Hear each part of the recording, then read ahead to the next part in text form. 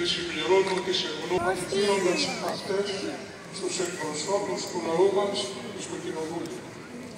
Ευχαριστίες πολλές εις τους τελετάρχες τους εκκλησιαστικούς, ακόμη και στον πατέρα Παναγιώτη, τον παριστάμενο αυτού του λαού, διότι με πολλή φροντίδα δεν άφησαν τίποτε πέρα του ενδιαφέροντος του.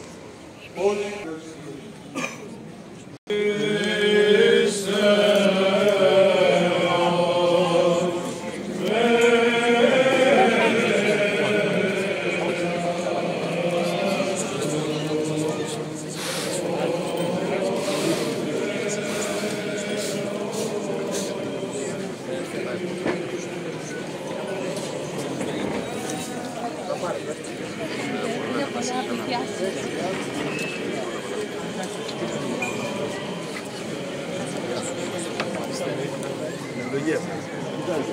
La estrella.